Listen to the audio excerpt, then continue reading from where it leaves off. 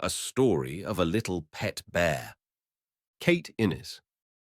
Chapter 1.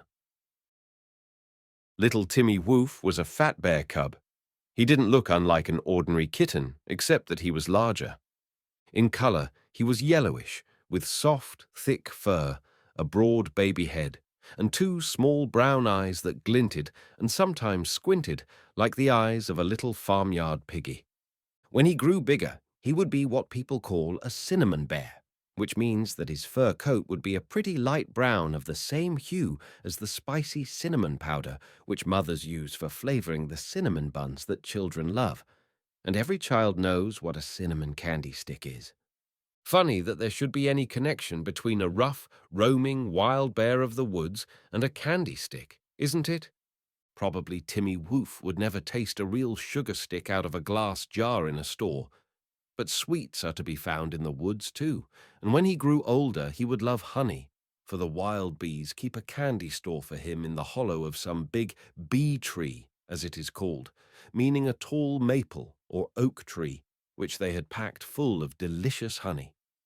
And when Timmy Whoof went bee hunting to steal from the wild bees' sweet store, being a rough, ignorant bear who didn't know any better, he would just put his paw in and take his candy, meaning the wild honey, without paying for it. And sometimes his broad black nose, dull black like rubber, would be stung so hard, and often by the angry bees, when he poked that greedy nose into the deep hollow of a tree to find out by smelling whether there was honey there, that it would swell up to twice its size. And sometimes his funny little piggy eyes would be stung and red and swollen too, almost closed. But just now, when I am beginning to tell you about him, he was a great deal too young to go bee hunting or honey hunting, for he was not yet 2 months old. He did not, at this time, have even a name. In fact, he never would have been called Timmy, or any other name in particular, other than that of Mr. Cinnamon Bear, which had belonged to his father before him, if he hadn't had, while still quite young, some stranger adventures than bee hunting, which led to his making friends with a man. But before I tell you of those adventures, I must say something about his little twin brother, and about the cave in which they were both born one mild May day. The twin brother was so like Timmy, who, you must remember, was not called Timmy yet, that the wild bees could never have told one from the other. Only their own mother could. But the twin was just a wee bit smaller and weaker than Timmy, who had as much life and fun in him as half a dozen kittens. He just loved to toddle out of the cave on his 4 fat, furred legs as soon as he could walk, and sprawl in the sunshine on the broad, open plain, miles wide, with a river running through it, where the cave was situated. It was a vast and splendid playground for a little yellowish bear cub, that plain. There were round, dark holes scattered here and there all over it, where the small prairie dogs, not much larger than brown rabbits, ran to hide. Sometimes, at early morning or when the shadows of evening were falling, a lean grey wolf, or the wolf's smaller brother, a greedy coyote of the plains, would come up through the bushes from the river brink and try to steal a march on the 2 little bear cubs if they happened to be playing out of doors before the cave. But old Madam Cinnamon Bear, their mother, had a broad nose that was very fine for smelling either wolf or coyote a long way off. She would hunch up her shaggy, cinnamon-colored back and growl.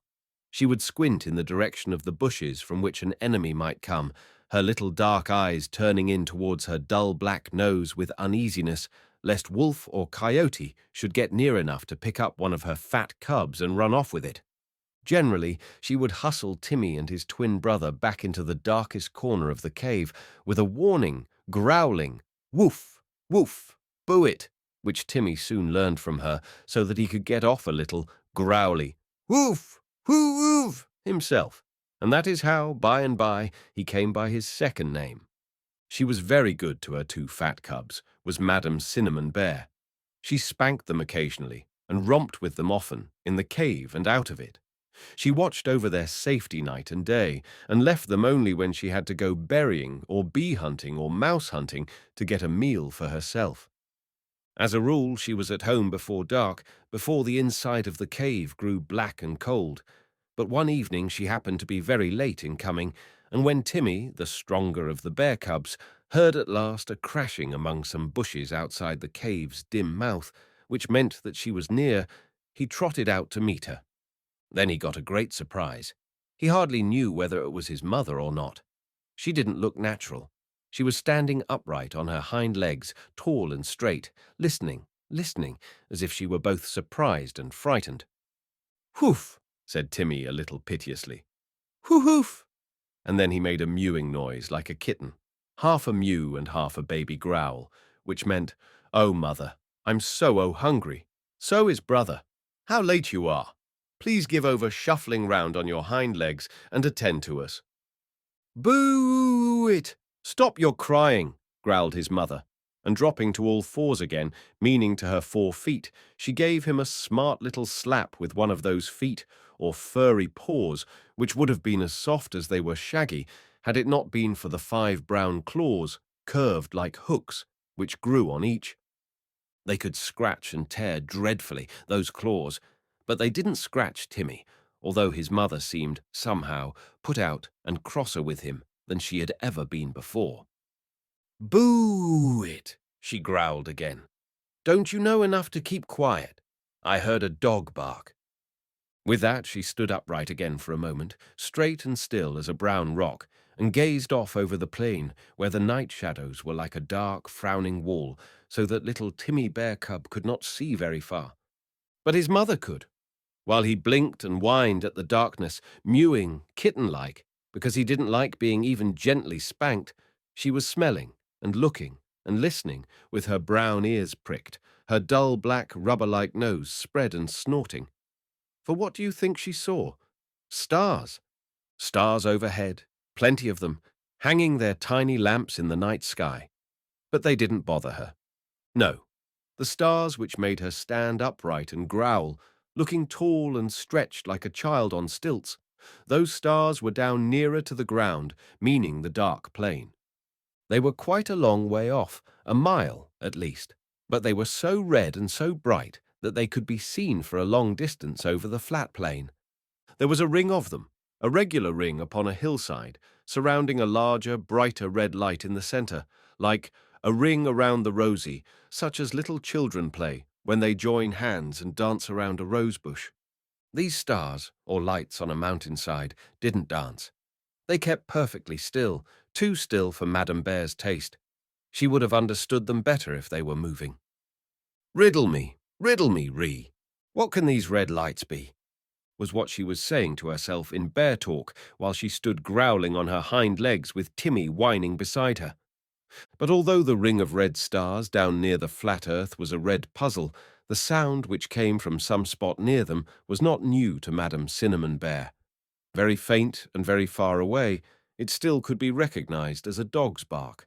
And she had heard dogs bark before. She had been chased by them too. They had led her the funniest kind of a dance by capering round her and barking madly at her heels, just as if they were saying to her, "Dance, bear woman, dance, woof, woof." But oh dear me, it had not been funny for her. She was a great deal bigger and ever so much stronger than either of the 2 dogs which led her this sorry dance out upon the flat plain. She could have hugged both of them tightly in her brown arms, meaning her forelegs, when she stood up straight, and crushed all the bark out of them forever, if only she could have caught them. But they were sheepdogs, those saucy, barking bow-wows, which means that they helped men to take care of a great flock of woolly sheep which fed upon the hillsides. And by constantly running round that baying flock, driving them together, they had become so quick upon their feet that no bear could catch them. So they just played nip and tag with her all over the plain, while she stood clumsily on her hind legs, or dropping to 4 feet again, galloped wildly this way and that, trying to get her paws on them, and couldn't. I declare it was a case of dickory, dickory, dare. The bear flew up in the air. The dog in brown soon brought her down, so dickory, dickory, dare. You remember that old nursery rhyme, don't you? Only it is about a pig and a man, not dogs and a bear. So it was no wonder that when, on coming home late this evening, Mother Cinnamon Bear heard a dog bark away off on the other side of the plain, near the hill where the strange ring of lights was, she stood on her hind legs outside the cave, growling strangely. No wonder that she slapped Timmy and asked him in snarly bear talk whether he didn't know enough to keep quiet if dogs, saucy dogs, were anywhere within a mile of one. She didn't want to be put through a hop, skip, and jump dance by dogs again, out on the plain, although she was, later, as you will hear. And funnier things than that happened to her, too.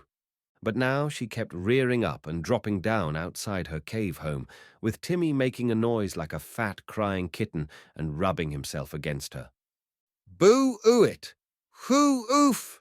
she growled softly, over and over, until she seemed to be imitating a dog's voice barking at that distant hillside where the ring of red stars was, saying, "Boo it! Ow, ow! I'm very scared now. Woof! Wow, wow! Whose dog art thou?" Chapter 2. There were many mornings and evenings after that when little Timmy Bear Cub and his shaggy mother heard the sheepdogs bark away off upon the hill of the stars. Sometimes the barking sounded nearer, then Mother Cinnamon Bear would lead her two fat cubs back into the farthest corner of their cave home and purr and growl to them softly while they snuggled up against her, trying to tell them what dogs and a dog dance were in the experience of a bear. But generally the shrill voices of the sheepdogs were so far off, hardly more than an echo across the wide plain which lay between her and them, that by and by she paid less attention to their barking. And she became accustomed, too, to the far-away glimmer of that ring of hillside lights, which twinkled out like stars directly twilight came on, and shone steadily all night through to wink themselves out in the morning. They were much too far off, as I have said, to dazzle the eyes of the little bear cubs who didn't bother about them at all, or about the dogs' voices either, when they grew old enough to leave the cave and go on excursions with their mother. First of all, she took them berrying. I have told you that there was a river running through the wide plain, not far from the bear's cave. On the bank of this river there was some swampy ground which sloped up into a tall bluff, meaning a great mound of earth many feet high. All up this mound grew berry bushes, blueberry and huckleberry, and there Mrs. Cinnamon Bear took her two yellow cubs to train them to be berry pickers, to pick and eat the tiny fruit. She ate such quarts of them herself that it really seemed as if the bushes would be stripped bare. She was rather thin and hungry just now, for she had been so busy looking after her cubs that it was long since she had gone on a bee hunt to find a hollow bee tree and get wild white honey. For a bee tree was the bear's candy store, you know, where they got their sweets. However, when Timmy and his twin brother were about 2 months old, she did, on a fine day, lead them off into some woods that bordered one side of the plain and smell out a bee tree for them. It was a tall maple tree, flaming red, with a deep, deep hollow in the trunk, just packed full of quarts and quarts of the most delicious honey, rich and sweet. Mother Cinnamon Bear thrust her shaggy brown paw with the curved claws on it down into the hollow of that bee tree and brought it up all sticky and dripping with the handfuls of honey that she drew out. Then she licked that sweet, sweet paw all over and thrust it into the tree again. The angry bees which had made the honey just flew out in the greatest rage, swarmed all over her, and stung her. But she was so hungry and greedy for sweets that she didn't mind that very much. Besides, a bear's skin is so thick that the bees had to sting hard to get through it. She didn't care even if her dull black nose, the color of rubber, did swell up on being stung and become broader than it ought to be. But it was a different matter when the wild bees began to sting her cubs. The third time that she thrust her paw into the hollow bee tree and brought it out dripping deliciously, she gave it to Timmy, the biggest cub, to lick. "Woof! Woof!" she grunted to him. "You just taste this. It's honey. Wild bees' honey. Very sweetest thing in all the woods." "Woo-oof," answered Timmy, and he greedily licked his mother's sticky paw. Oh, it tasted so good, so sweet. He thrust out his pink tongue, licked his own smeared jaws like a kitten who has got at the cream pitcher, and whined impatiently for more, more, more. But just then a big bee buzzed up and stung him right on his tender little nose, which was all honey smeared. "Whoosh, whoosh, whoosh," said the bee, "take that with the honey. You're stealing from me." Timmy, the fat cub who hadn't got his name yet, struck out at the angry buzzer with his furry paw on which some of the honey had dripped, but he couldn't hit the bee.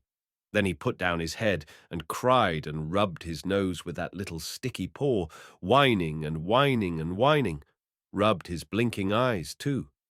At that his mother drew her paw out of the tree, for she was fonder of two little cubs than she was of wild honey, although she just loved that, and she was afraid of angering the wild bees any more.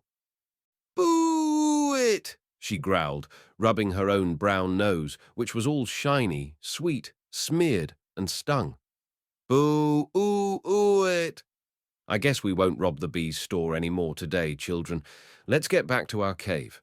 Tomorrow or next day, I'll take you on a mouse hunt. That will be real fun, for the little wood mice which scamper round so quickly on their tiny white feet can't sting you, and maybe I'll show how to catch them. Ooh, ooh, ooh, oh, boo it! My nose doesn't feel at all comfortable. It's all fiery hot and as stingy as it's sweet." Right there she stopped, in the act of leading her two cubs away from the bee tree, out of the woods, back toward their cave home on the edge of the plain, stopped and rubbed her stung nose in some soft, wet mud to cool it off. Oh, but it was a funny-looking nose when she held it up high again, for the dark swamp mud stuck thickly to the honey with which it was already smeared, and caked all over her brown face. She looked as if she had a muddy mask on. But she was to wear a white mask later, before we get through with her story, this Madam Cinnamon Bear. For, to tell you the truth, boys and girls, bears are the most curious creatures on earth, with the exception of little children. And by curious, I mean being eager to find out all they can about things in general, asking questions about everything. If children put questions with eager little tongues, wild bears ask them with their noses. So, often they poke their noses into things where they had much better have kept them out. Perhaps there are little people who do that too. At any rate, that is how Timmy's brown bear mother came later to wear a white mask. What? A bear in a white mask, you say? Who ever heard of such a thing? Wait and see. Chapter 3.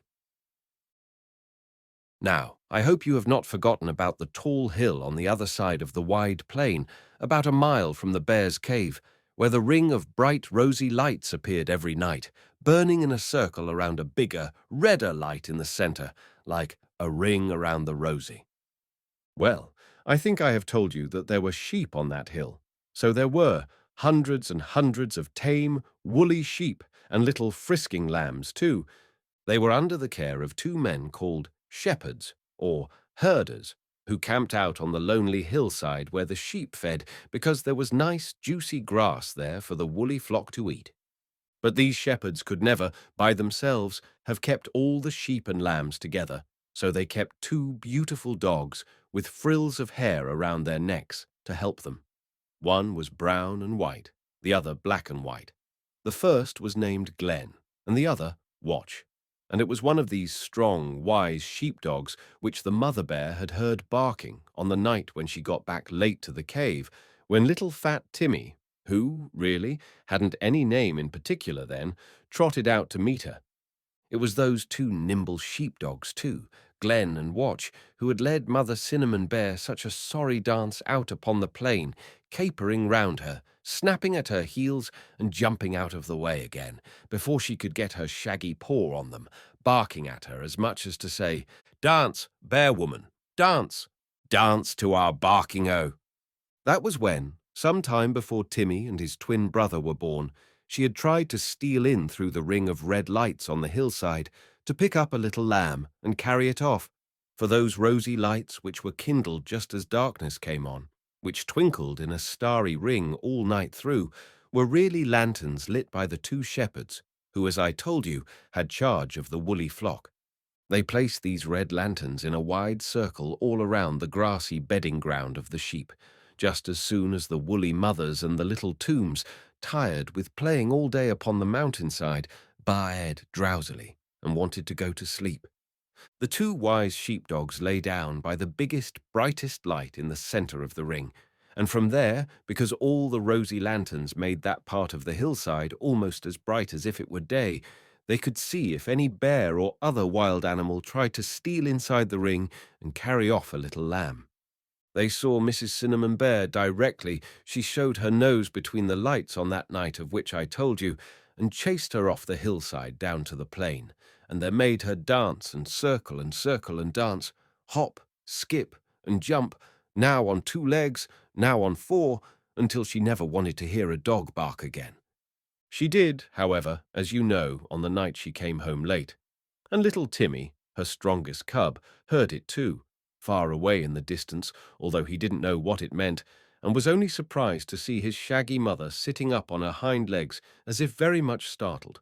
But there was no faraway sound of a sheepdog's bark on the evening when she took him and his fat little twin brother on their first mouse hunt to show them where the wood mice lived, where they scampered around on their tiny white feet.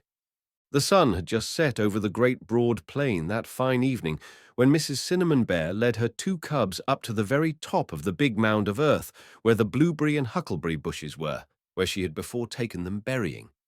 I want to make it clear to you that this big mound of earth was on the bank of the river, which ran on one side of the plain, and that the hill of the sheep, where the lights burned all night, was on the other side, quite a mile away.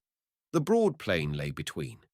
Now, those starry lights had just begun to twinkle out in a faraway ring by the time that the mother bear got her 2 cubs to the top of the high grassy mound near the river. There was a swamp at the bottom of that mound and trees on top of it.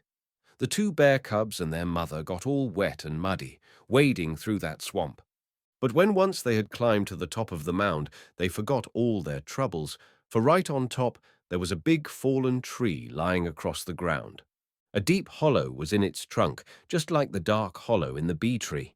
Madame Bear thrust her paw down into that hollow with a satisfied growl, and out scampered, not stinging bees, if you please, but a whole lot of tiny wood mice with long, thread-like tails and little white feet that gleamed and galloped in the twilight like the tiniest white blossoms blown here and there by the wind as they scampered every way to get out of the mother bear's way.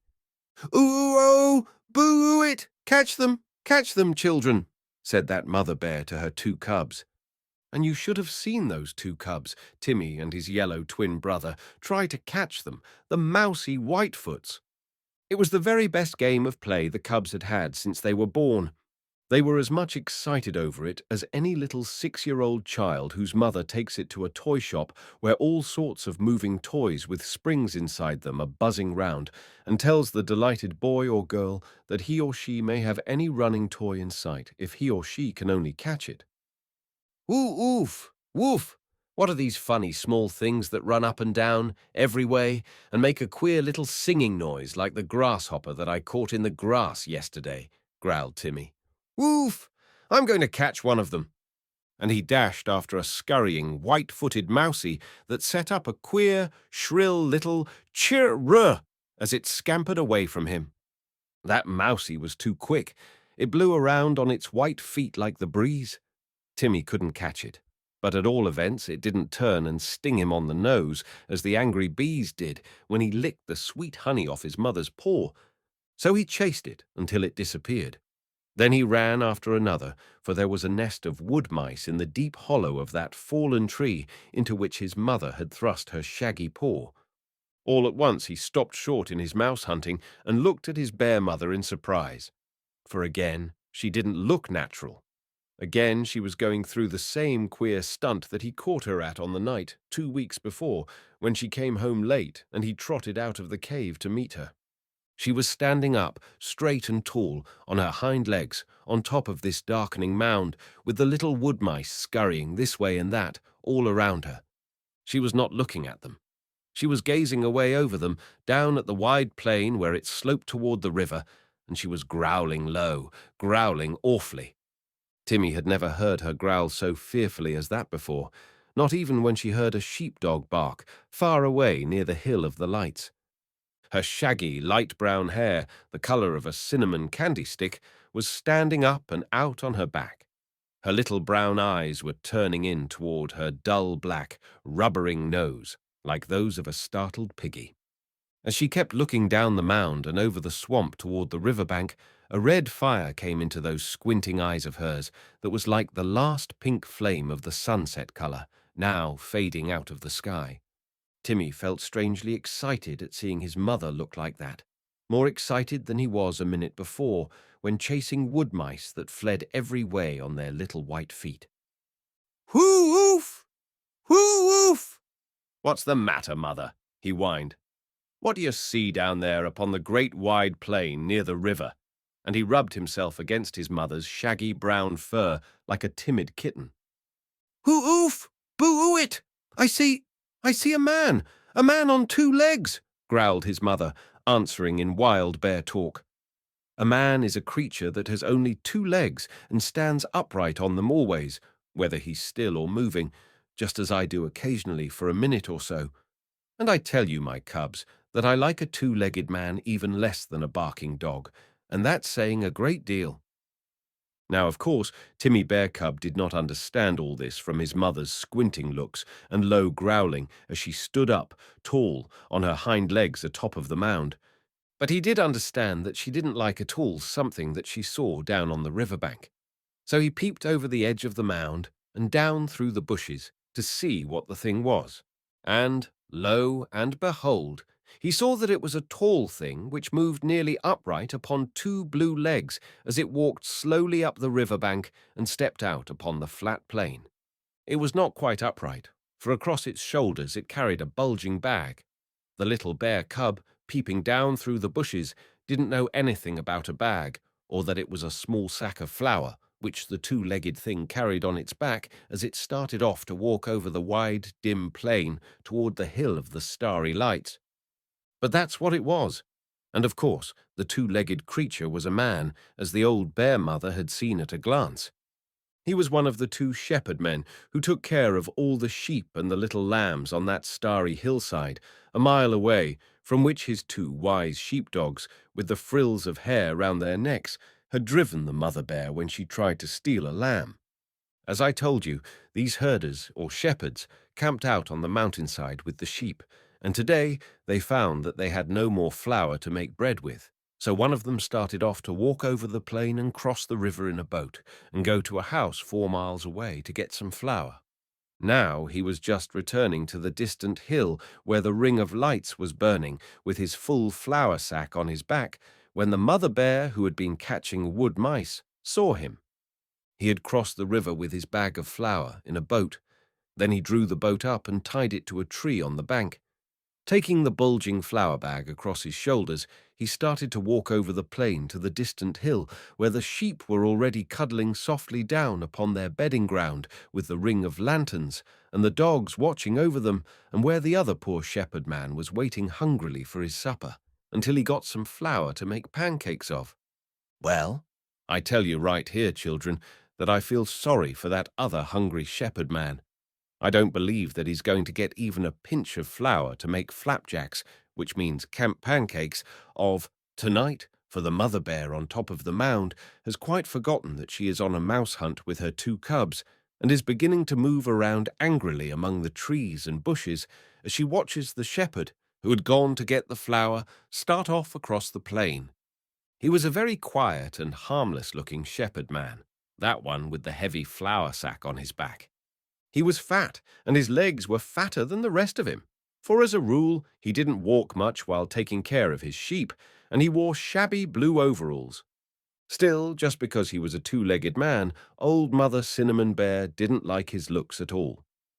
"Whoof! Whoof!" she snorted, growling still more and beating around among the bushes in a very surly way. "It's a man, my cubs, a man, and I don't like a man, even with a load on his back. I'm afraid he may mean some harm to you. Boo-oo-it! I really can't quite make up my mind whether I'll run after him or not." Chapter 4. Now there is one thing, children, which often plays a sorry part in the lives of 2-legged men. Often it leads them a worse dance than the dogs led the bear. That is fear. And in this case, fear, foolish and unreal, not only proved to be bad for the shepherd man, who was starting to cross the plain with the full bag of flour on his back, but it made trouble for the mother bear too, who, snorting around among the bushes with her cubs, watched him from the top of the mound. If she had been alone, if she hadn't had two little baby bears with her, she never would have thought of chasing that fat shepherd man at all.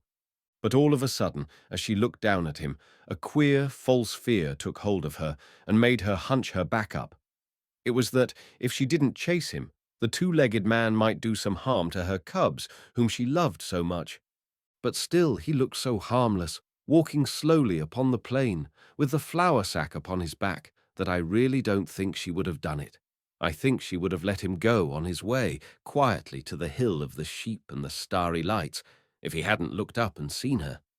However, this is what happened. He did see her, and although he was a good shepherd man who prayed to God, was kind to his sheep and lambs, and tried to reflect divine love in his heart and life, fear took hold of him when he looked at that great mound of earth above the swamp and saw a big brown animal with a hunched-up back moving around there among the bushes. "A bear!" he gasped to himself, and the flour sack shook upon his back. "A she-bear, and cubs with her! Oh, my fat legs! I can't run very fast. Maybe she'll chase me." Then the foolish fear shook his fat legs so much that he couldn't just keep quietly and calmly walking on with his bag of flour. He began to run himself, away from the bear, away from the mother bear that wasn't yet chasing him, to run faster and faster on his fat legs, just as fast as he could without dropping the bag of flour. Of all the foolish things that he could have done, this was the most foolish, for fear was in the mother bear's heart too, as you know, fear for her cubs. And when she saw that shepherd man running, jogging along, joggety-jog, as fast as he could over the plain, why, then she was sure that he meant some mischief to her two cubs. Perhaps she felt without reasoning about it, that if he had a good conscience and didn't mean any harm to her yellow bear cubs, he wouldn't have been running away from her, that he would just have walked quietly on without taking any notice at all of the bears on the mound, which was what he ought to have done. But now she was so full of blind fear herself that she didn't hesitate another minute. She just ran after him as fast as ever she could. Down the mound she galloped, snorting like an angry pony, with her back curved and her eyes glaring. She didn't stop when she got to the soft swamp of mud and dark, stagnant water at the foot of the mound, but, sliding, rolling, galloping, plunged right into it. When she came out at the other side, on the plain, she was wet all over and plastered with mud, a sorry sight. And, oh my, she was to be a sorrier sight, or a funnier sight, still, before the blind fear and anger which were driving her forward got through with her. Such a funny sight she was bound to be that it makes me laugh even to think of it, before I tell you of her further doings at all. She did not stop chasing the man because she was wet and muddy. Not a bit of it. She ran after him all the faster over the dim plain on which the evening shadows were falling, while her two fat, whining cubs, left alone among the scampering wood mice, looked down at her from the mound. As for the shepherd man, with the heavy bag of flour on his shoulders, he became so frightened when he heard her growling and galloping behind him that his fat legs felt as thin and weak under him as your little finger. And no wonder. He didn't want to drop the bag of flour, which he had brought all the way from that distant house on the other side of the river, because he knew that if he did, both he and the other poor shepherd man, who was waiting for him on the distant hill with the sheep, would have to go hungry for days. "Oh," he groaned to himself, "oh, if I can only reach that hill where the lights are and the sheep and sheepdogs. Oh, if I can only reach it without losing all my flour. But I haven't a gun or even a stick with me to fight the mother bear who is chasing me because I don't like fighting wild animals. I'd rather be friends with them." This ought to have made him braver at the beginning, but now, as he raced on over the plain, he was becoming weaker in those fat legs of his and more scared every instant. His heart was jumping up and down inside him. The full flour bag seemed to weigh a ton upon his shoulders. But still, You never saw a fat man run so fast.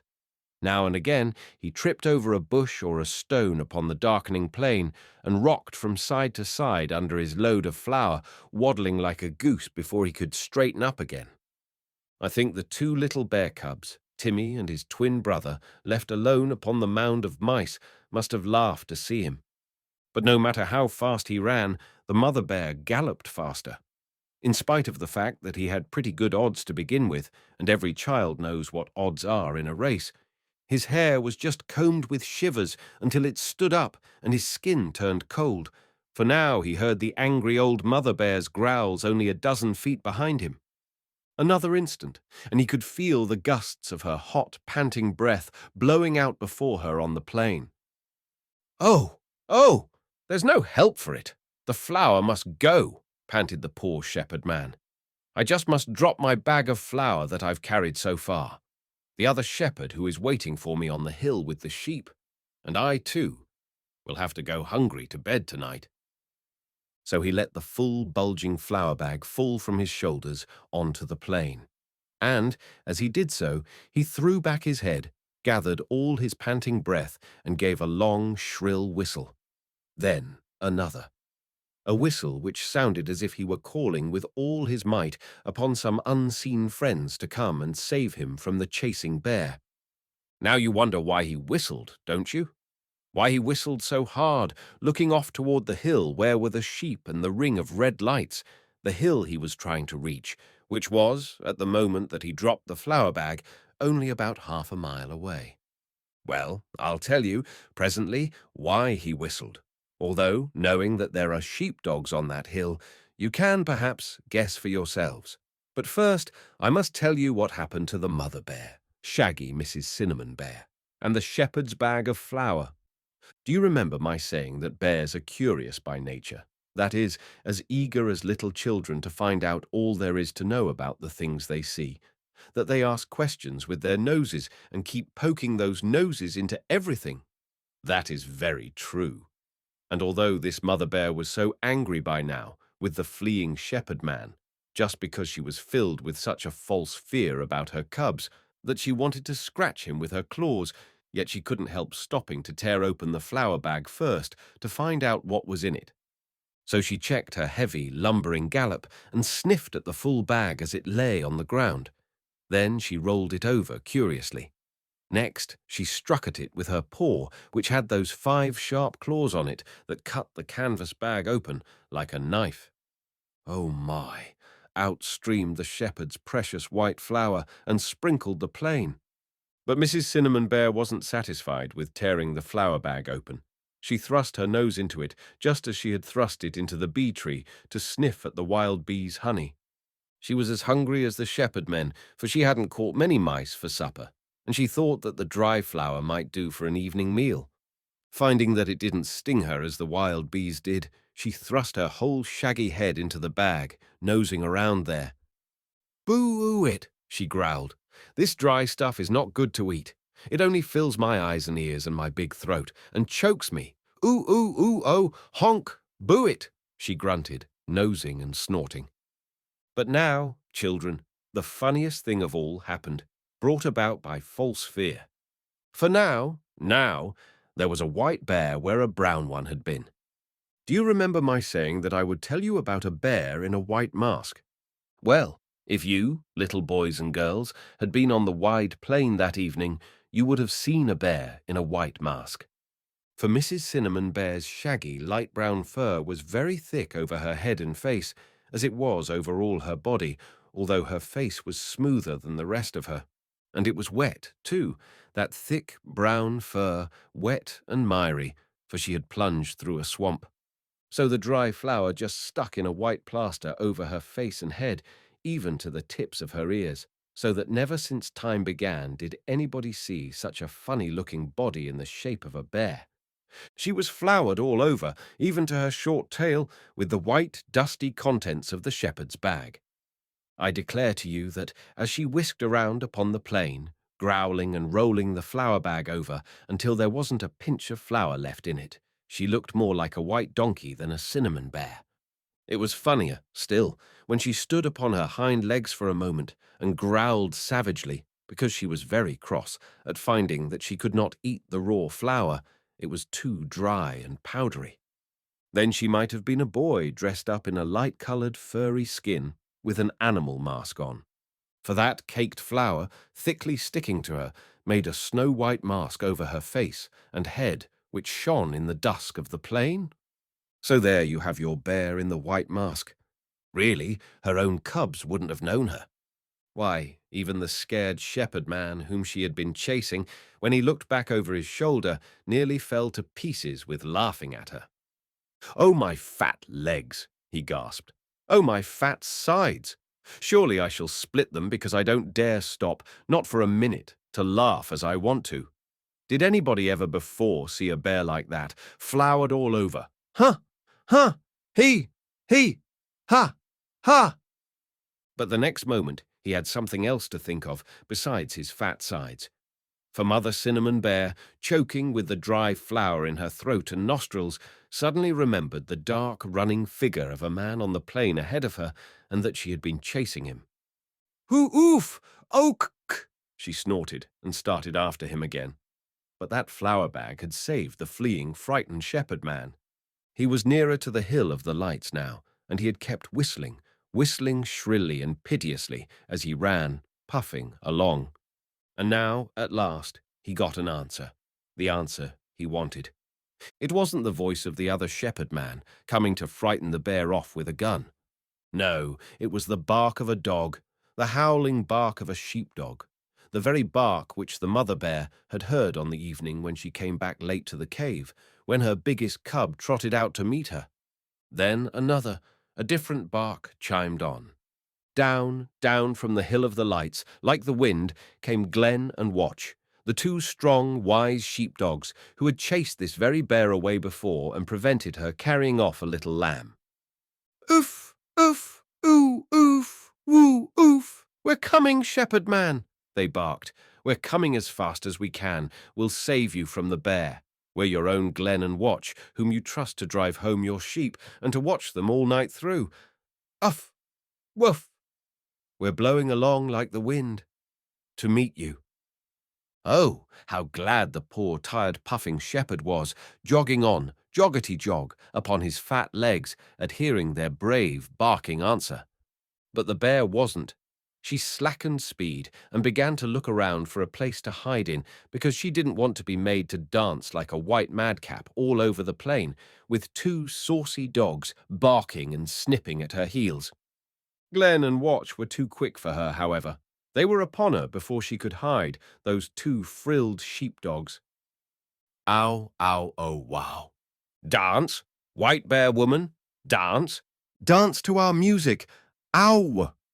They barked at her wildly, while Glen took a nip at her heels and sprang away before she could catch him, although she galloped this way and that, shaking and ducking her white head in its mask of flour.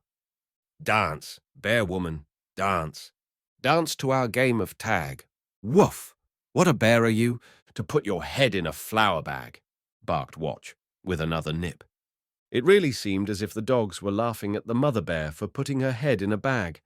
And so, as night came on, the game of tag which they played with her went on all over the plain.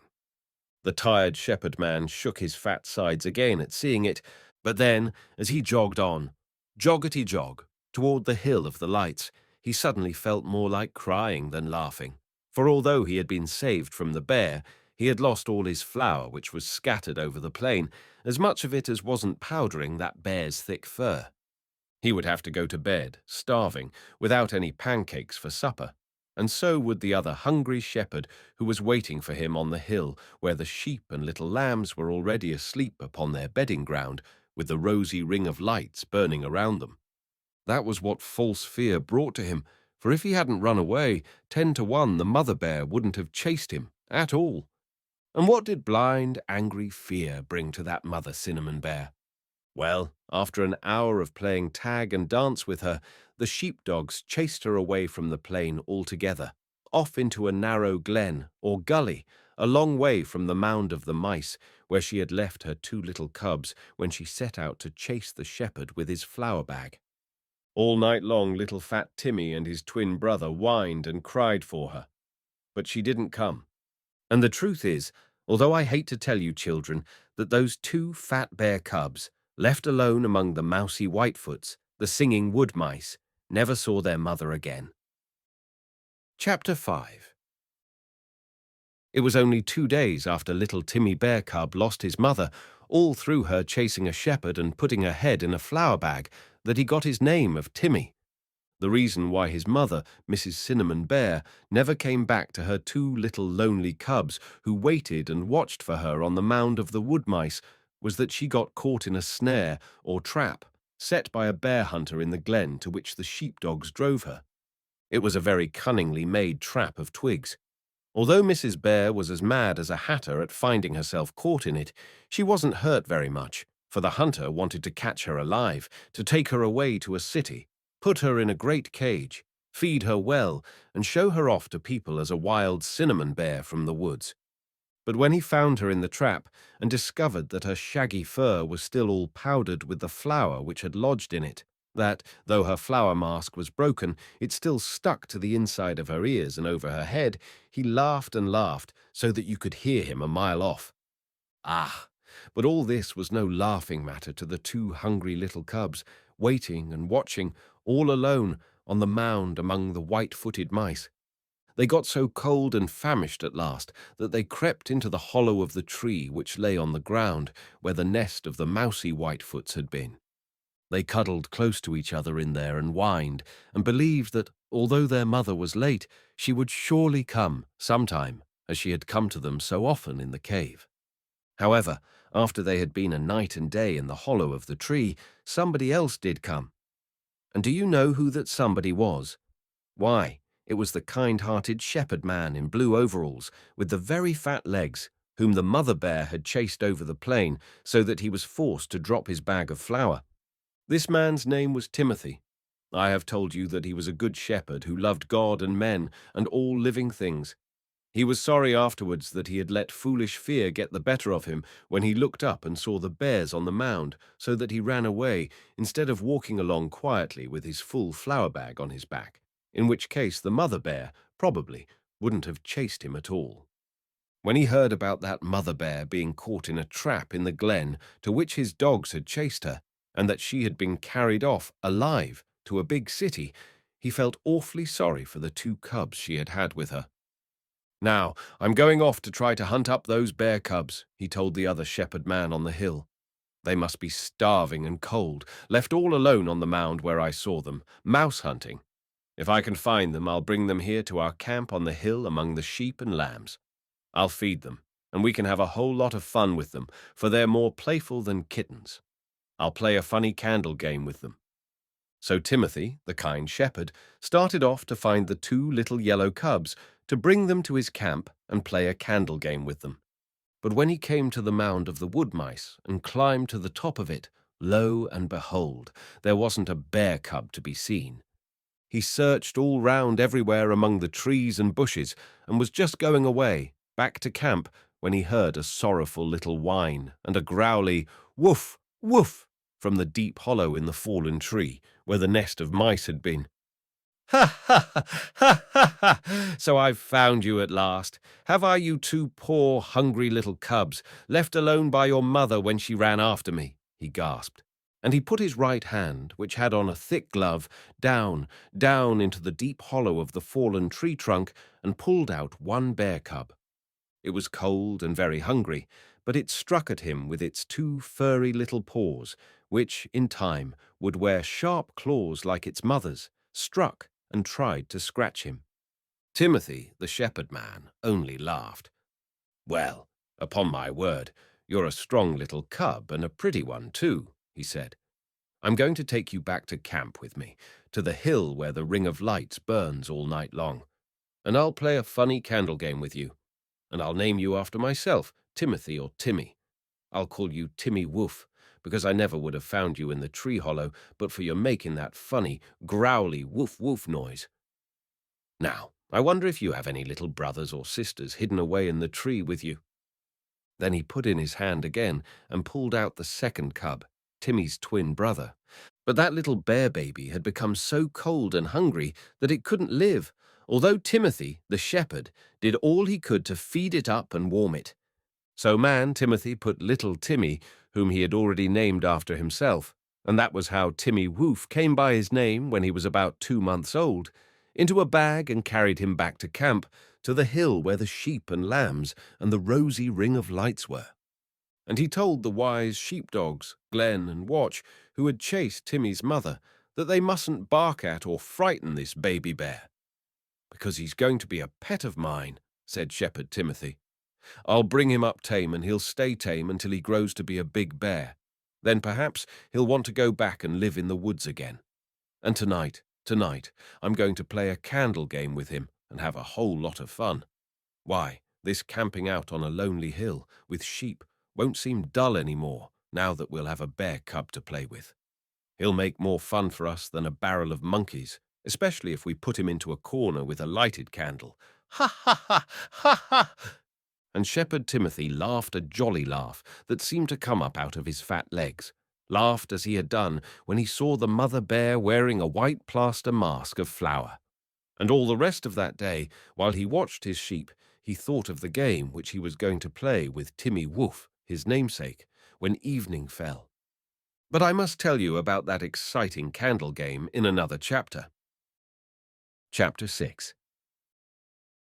Little Nanny Etticoat. In a white petticoat and a red nose, the longer she stands, the shorter she grows. Timmy Whoof, the little fat bear cub, had never heard that nursery riddle, the answer to which is a candle, as most children know. He did not even know what fire was, much less a candle, and on his first night in a camp with shepherd men, he did not feel like learning anything new, because he was so lonely without his mother and little brother. He just moped and whined and cried all the time, and it was as much for that reason, to give the lonely little fellow something to think about besides his loneliness, as for the amusement it would afford the two men, that Shepherd Timothy prepared the candle game to play with him. "He can't miss his mother very much while he's having a boxing match with lighted candles," said Timothy the shepherd, "and I'll see that he doesn't scorch his little paws enough to really hurt him." So the shepherd man, who had lost all his flour, he had procured some more by this time, went to work and prepared what he called a little corral. It was a small square patch of grass upon the hillside, fenced in by sticks and bushes woven together into a fence strong enough to prevent a bear cub of 2 months old from getting through it. Neither could that bear cub climb over it. Into this enclosure Shepherd Timothy put the little furry, four-legged Timmy Whoof, whom he had named after himself. Then he warmed some sheep's milk over the campfire which the shepherds had built to cook their supper, and set it in a tin dish before the cub in the middle of that little corral or fenced-in patch of ground. Timmy Whoof lapped it up like a kitten and licked his jaws and little black nose after it, just as he had licked them after the taste of wild honey which his mother had given him out of the bee tree. "Woof, that's very good," he purred. "But I don't like the look of those two big animals, with frills of hair round their necks, who are staring at me and growling through the fence. The sheep and lambs I don't mind. I know they won't hurt me." The frilled animals with waving curly tails were, of course, the two sheepdogs, Glen and Watch, which had chased Timmy's mother, and they didn't like Timmy any better than he liked them. But they were very wise and very obedient, and when Shepherd Timothy explained to them that they must behave in a friendly way toward the lonely little cub who was his pet now, they ceased their low barking and growling, and went and lay down by the sheep who were cuddling down upon their bedding ground with their noses on each other's backs and many a sleepy ba-ah-ah. "And now for the candle game," said Shepherd Timothy, "now that we've got the dogs out of the way." So while the ring of red lanterns burned brightly around the sheep's bedding ground, with a larger lantern on a pole in the center, Timothy lit some other twinkling lights. He took 4 white candles and placed them at the 4 corners of the little square corral or enclosure in which the bear cub was. Then he struck a match or two and lighted all 4, and then the fun began. For little Timmy Whoof, directly he saw those candles on all sides of him, sat up and blinked at them in great wonder. They were as great a riddle or puzzle to him as the rhyming riddle about a candle with which this story opens would be to a child. You see, he had never seen any lights down low, near the earth before. No lights at all, save the beautiful daylight which wrapped him all around, the moonlight and lightning in the sky. So he didn't know what to make of the 4 candles in 4 corners, the upright white sticks, each with a little red flame growing out of it, twinkling like a star. Flickering, too, but it was a still night, and although the candles flickered, here in the open air upon the hillside, they didn't go out. "Whoof, whoo woof," said Timmy, sitting up straight like a kitten or a fat puppy in the middle of the little square corral and blinking hard at them, at those 4 stars which he didn't understand. "Woof! Let me get at them. I'm going to kill them. Boo it! They must be bad lights if I don't know what they mean. Woof! Woof!" This was silly, but not sillier than the thoughts of some little children, and grown people too, who think things aren't good because they don't understand them. So little Timmy Bear Cub, spitting and growling like a kitten there in the middle of his corral, set out to kill the harmless candle flames. He made a dash at the nearest one, his eyes glaring, the hair standing up on his little hunched back, like a toothbrush, and struck at it with his fat paw. "Ooh, oh, ooh, me, oh, ow." He cried like a hurt kitten then, for the candle flame singed the fur on that paw and stung him hotly as the wild bees had done, but not so sorely as the bees. "Ooh, ooh, ooh, me, ooh, ooh." "Boo it," he growled, and sat up and licked his furry paw, whining sadly. But he was more than ever convinced that it was a naughty light that flickered on under his blinking, wondering eyes. He was a brave little bear cub. He wasn't going to let himself be beaten by a naughty star. In this he might be a lesson to some little children who would have given up at once, because they were hurt or imagined they were. Not so Timmy Whoof. As soon as he had got through licking his singed paw, he just danced up to the bright, starry candle again, stood on his hind legs for an instant, as he had seen his mother do, and struck at it with the paw that wasn't scorched. This time he hit straight at the flame and put it out. Though he had 2 singed paws now, slightly singed, you know. Oh, he felt so proud of himself then. "Woof! Hurrah!" he said, sitting up and growling with delight. "Look at me. Did you ever see such a bear cub? Why, I'm almost as strong as my mother was. I killed that light so that it won't wink and glare at me anymore, and now I'm going to put out another." So he made a dash for the harmless candle in another corner and boxed the red flame of that one too, striking it, blow after blow, now with one soft furry paw, then with another, in between, whiles whining and licking those little flame-stung paws until he quenched that candle also. Oh, how the 2 shepherds, Timothy and the other man, laughed at him. "Bravo, Timmy Whoof! You're a little bear that will never be beaten," cried Shepherd Timothy. "And though your paws may be a trifle scorched and stung, yet I guess fighting candlelight has made you forget that you are in a strange camp, without your mother and little brother."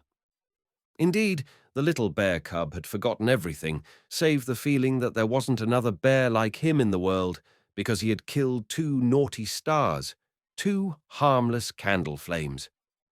He swelled out, growling with pride, standing upright on his hind legs in the middle of the corral until he looked ready to burst. But there still remained 2 other candles in 2 other corners, alive, that is, burning. And Timmy Whoof resolved that these naughty stars must be put out of business too. So he charged up to them, one after the other, and boxed them in turns until his 2 little forepaws were scorched and stinging all over. But he wouldn't give up until, funny as it is, he had put out those remaining candles also. Then there wasn't left alive and lighted a single. Little Nanny Etticoat in a white petticoat with a red flame nose. To burn and grow short. Timmy Whoof just crowed and hurrahed to himself in bear talk and felt that there wasn't a single light in the whole world, not even the lightning in the sky, that could stand up against him. He would put it out and bring darkness where it had been. He was such a strong, little growling bear, or knock down the thing it grew out of, as he had knocked down two of the flaming candles. Then, just as he had felt himself the biggest, proudest bear cub in the whole country, lo and behold, a strange thing happened. All the four naughty stars that stung his paws and singed them suddenly came to life and glared at him again. For Shepherd Timothy, laughing as if his fat sides would split, at the little bear cub growling with pride in himself, had again gone around with a match and lit all four candles in all four corners, and picked up the two which Timmy had knocked down, that lay on the ground like fallen soldiers. Then the boxing candle game began all over again, Timmy Whoof growling fierce little growls and striking out, first with one angry little forepaw, then with another, at the burning candles which couldn't box at all, only sting back, until after every sheep and little lamb upon the hillside was asleep, and the dogs too, the game of killing candle flames went on. At last, little Timmy Bear Cub, alone in his small corral fenced in with twigs and bushes, got so tired that he couldn't box any more or slay another star. He curled down in a corner beside one fallen candle which he had knocked over and went to sleep, having forgotten, for the last hour, to miss his mother a bit, or his twin brother either. Chapter 7. But there were many evenings after that when little Timmy Whoof did miss his mother a good deal and cry for her sadly. Shepherd Timothy was very kind to him.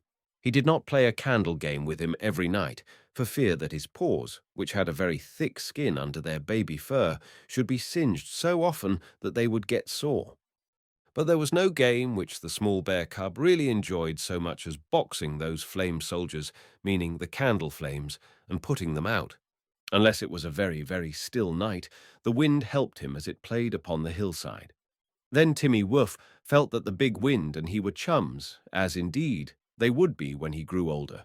For the wind, always friendly to wild animals, would bring him warning of many things that it might be well for him to avoid.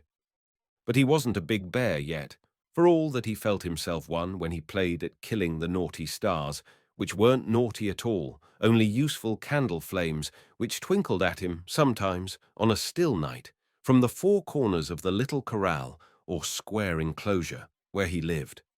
Glen and Watch, the two sheepdogs, grew quite friendly to him as time went on.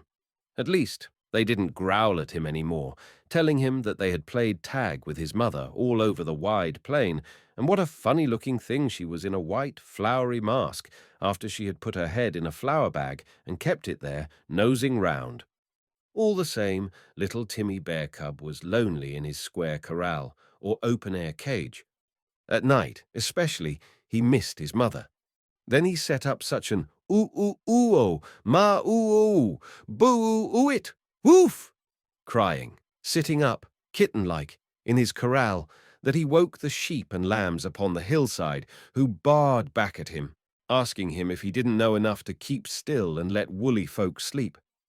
Worse still, he woke the two shepherd men, and one of them got very cross at being disturbed when he was lying down comfortably on the hillside, wrapped in his blankets, sound asleep near a warm campfire.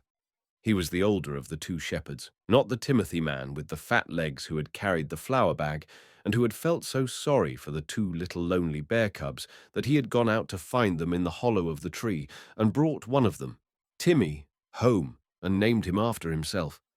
The other shepherd, the older one, who didn't like being waked at night, was not so kind-hearted as man Timothy. And on the second night that the lonely little bear cub whined so sadly for his mother that he woke everybody, sheep, dogs, and all, this shepherd got up from where he was lying out of doors upon the hillside in a great rage. "Now I'm going to teach that troublesome bear cub a lesson," he said. "No matter how lonely he is, he's not going to make a noise like that at night in our camp. Fee, fo, fum. I'm going to give him a whipping that he'll remember." And he went and found, by the light of the rosy ring of lanterns on the hillside, a long, strong whip, which he cracked sometimes above the backs of the sheep when he was driving them together, just to frighten them. Oh, poor little Timmy Whoof! It would have hurt terribly, in spite of his thick bearskin, if he had been beaten with that whip. But his friend, Shepherd Timothy, was awake too, and he got to the square corral before the older shepherd with the whip in his hand. And Timothy picked the lonely bear cub right up in his strong arms, for they had become such good friends by this time that the cub wouldn't think of scratching him, and he said, "No, you mustn't whip and hurt this poor little bear just because he's so lonely at night and cries for his mother. I'll take him over and tie him to a tree near the spot where I'm sleeping on the ground, so that he'll feel he has a friend by him, and I'll heat some sheep's milk and give it to him. Then maybe he won't cry any more." And night after night man Timothy did this, because, as I told you, he was one who loved God, who knew that God was love, and who tried to reflect that divine love in his own heart and in his life. He and his little namesake, Timmy Whoof, the tame bear cub, became so fond of each other that, at the end of 2 weeks, when Shepherd Timothy had to go a long journey on foot to a city on some business about the sheep, he determined to take the cub with him for fear that little Timmy Whoof might get whipped during his absence. "There are some little boys and girls, nephews and nieces of mine, in the city who would like very much to have a little bear cub for a pet," he said. "I guess I'll give Timmy to them, and they can keep him until he grows to be a big bear. Then they'll have to let him go free to run wild in the woods again." So he put Timmy Woof into a strong bag with some air holes in it, for that was the easiest way of carrying him, and set out to walk a distance of 16 miles. Quite a long distance for a man whose legs had grown very fat from lying on a hillside watching sheep as Shepherd Timothy had done, and who, besides, carried a fat bear cub in a bag. Don't you think so? Timothy thought it was, and he determined to break the journey by walking 8 miles one day and then sleeping out of doors in the wild country for the night, finishing his journey the next morning. Now, during the week before he had started for the city, there had been at times very heavy rains, so that when it came to evening time on the first day after walking his 8 miles, he found it hard to find any spot that was dry enough to camp out on, where he could build a campfire, cook his supper, spread his blankets, and go to sleep. At last, he picked out a place just at the foot of a high mountain where the grass and bushes weren't very wet. There, he let Timmy Whoof out of the bag, and he tied the little bear cub to a tree, so that he might not wander away during the night. He petted him too, a little, did Shepherd Timothy, and gave him some sheep's milk to drink, which he had brought with him. Oh, how glad was Timmy to get out of the bag! He sat up under the tree like a kitten or a puppy dog, and blinked and looked about him at the strange, wild country all around, and at the high mountain that rose above him, growling a merry little "Whoof! Whoof!" as much as to say, "This strange place suits me, and I love Shepherd Timothy." Then he rubbed himself against man Timothy's fat legs, while the latter prepared his own supper. And they two were all alone on this strange spot at the mountain's foot, far from the hill of the sheep and the lights, without another person in sight, or another bear either. "Now, Timmy Woof, I do hope you'll be a good little bear cub, not whine and cry and make a fuss and keep me awake tonight, for I'm tired after walking 8 or 9 miles and carrying you," said Timothy, the shepherd, when he had eaten his supper and was getting ready to lie down for the night upon some pine boughs beside the fire which he had built. 8 miles is quite a distance for a fat man to go on foot when he is carrying a bear cub as fat as himself, laughed Timothy. But lo and behold, he hadn't been more than an hour asleep, lying near his campfire on this damp, wild spot at the foot of a mountain, when he was waked by hearing little Timmy Bear Cub whining as if he were the loneliest little cub in all the wide world and had no man to take care of him. "Oh, fie, Timmy, now you've got to let me get some sleep," said the kind shepherd, and he rolled over on his fat side upon the pine boughs, trying to doze again. "Woof! Ooh, ooh, ooh, ooh, ooh," whined Timmy, only crying more loudly and straining like mad, with all the strength in his little fat cub's body, at the rope which tied him to a tree, as if he wanted to run away from something. I don't know, children, but that the wind, which had often helped him to put out the candles in his candle game, may have been whispering down the mountain to him now, telling him of danger on that mountainside.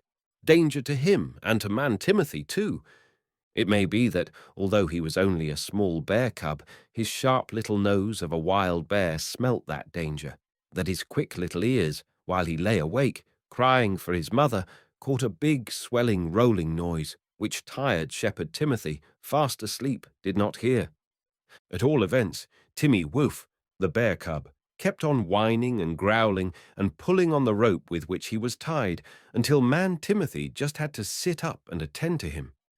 The sleepy shepherd rubbed his eyes and yawned, and felt that if he had ever whipped the little bear cub for crying at night, he would have done so now. But what was that? There was a noise on the mountain above him, louder than Timmy Bear Cub's cry, a rattling and rolling, bumping and thudding. Yes, he heard it now that he was wide awake. But he wouldn't have heard it so soon if Timmy Bear Cub hadn't waked him with his crying. The shepherd jumped to his feet. All the mountain seemed rattling with thunder. Oh, that terrible, rolling, crashing noise, pounding down, what did it mean? Why, the very ground seemed shaking where he had lain by his fire. Then, in another moment, he knew what it meant, and that Timmy had waked him just in time. "It's a landslide," gasped Shepherd Timothy. "A big landslide on the mountain. The heavy rains of the last few days have loosened a lot of earth and stones which are rolling and sliding down the mountainside. And I must get away from this, quick as lightning, or they'll fall on me and crush me. I wouldn't have heard it in time to get out of the way if that bear cub hadn't aroused me by his crying." Poor Shepherd Timothy. He was puffing and panting as when he ran away over the plain from Timmy's bear mother, for he knew there wasn't a moment to lose if he were to get away from the foot of the mountain before all the falling earth and rocks fell on him and buried him, and the ground seemed shaking under his feet. But did he forget Timmy Whoof, the little bear cub whose lonely crying had waked him just in time to get away? No, sir. He snatched out his camp knife and cut the rope which tied Timmy to a tree. Then he picked the little bear cub up in his arms as he might have lifted a little lamb of his flock and jumped away from the noisy mountainside. He ran and ran as fast as ever he could on his fat legs, while a shower of clay and pebbles which had been torn loose from the old mountain by the landslide, meaning the sliding rocks and earth, struck him on the back of the neck and beat upon his broad shoulders. "Oh! Oh!" he said to himself. "Oh! If this little bear, Timmy, hadn't waked me just in time, by his crying, it would all have fallen on me and buried me, and him too." But, as it was, the little bear had saved him, saved his life.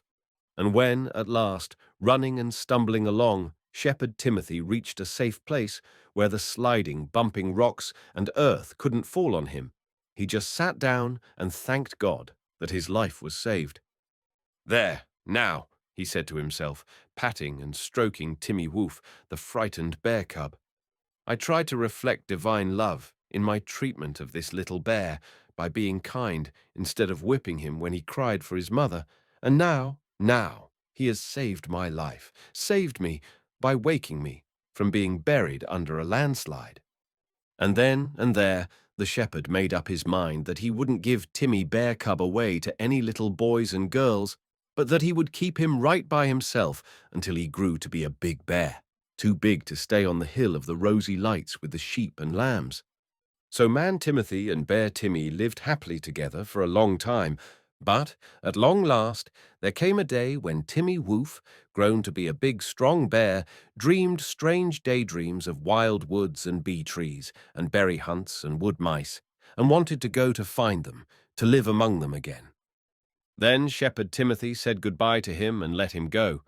He, Timmy Whoof, became a wild bear once more, roaming the woods and finding sweet honey as his mother had done in the wild bee's candy store. But sometimes, in afterlife, I think that, even in those thick woods, he must have had other daydreams, remembering ones, of a time when he made friends with a shepherd man named Timothy and played a most exciting candle game of putting out candle stars, which came to life and light again, as by magic, on a hillside with baaing sheep.